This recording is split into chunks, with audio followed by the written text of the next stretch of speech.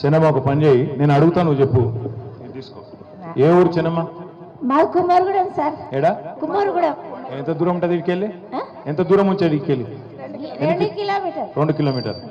ఇప్పుడు రేవంత్ రెడ్డి ప్రభుత్వం కాంగ్రెస్ వాళ్ళు రుణమాఫీ చేస్తా అని చెప్పారు. మీకు లోన్ ఉన్నదా? 54,000 ఉంది సార్, కాలేదు. 54,000 లోన్ ఉన్నది, మీకు కాలేదు.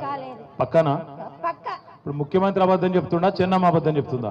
ముఖ్యమంత్రి చెప్తారే బ్యాంకులు రాలేదని. అట్లా కాదు, ముఖ్యమంత్రి అబద్ధం చెప్తుండా, చిన్నమ్మ అబద్ధం చెప్తున్నా? మరి మాకు రాలేదు. మరి కేసు ఎవరి మీద పెడదాం? ముఖ్యమంత్రి మీద పెడదామా, చిన్నమ్మ మీద పెడదామా? ఎవరి మీద పెట్టాలి? కాదు, మోసం చేసిన మీద కేసు పెట్టాలనా లేదా? పెట్టాలి. మరి గ్యాస్ గురించి కూడా 500 అన్నారు.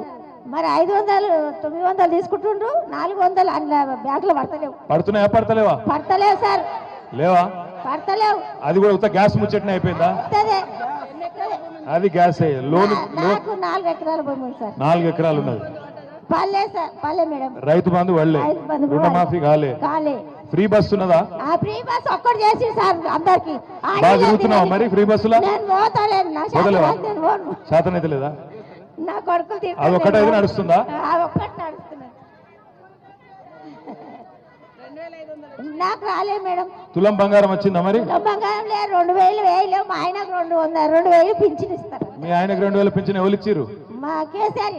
ఈయన ఇయ్యలే కదా? మరి మరి నేను 4,000 ఇస్తాను కదా, అదే కదా? ఎక్కడ పోయిందో ఆయన దొక్కపోయాడు ఉన్నాడు. మరి సంవత్సరమా అడగవా? పుల్లగిరి అటు పెట్టాలి సార్. ఏం చేయాలి? పుల్లగిరి అటు పెట్టాలి. ఏం పెట్టాలి? పుల్లగిరి అటు పెట్టాలి. ఇట్లా మాట్లాడితే కేసులు అవుతాయి. పుల్లగిరి అంటూ పెట్టి బాగా వైలెంట్ ఉన్నారు మీ కాడ. ఇట్లా ఏం మంచి చేస్తాడు సార్. ఆడపిల్లలకు ఫ్రీ బస్సులు అన్ని ఇజ్జత్ లేకుండా చేసి మోపిల్లలు లేదు. మేము ఆడపిల్లలు వేడున్నాం.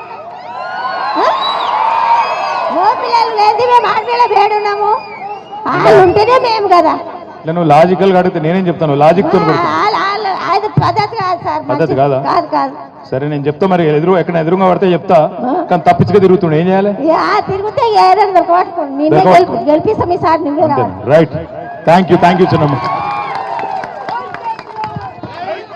షాద్నగర్ మాజీ శాసనసభ్యులు అంజన్న గారిని మాట్లాడాలని కోరుకుంటున్నాను.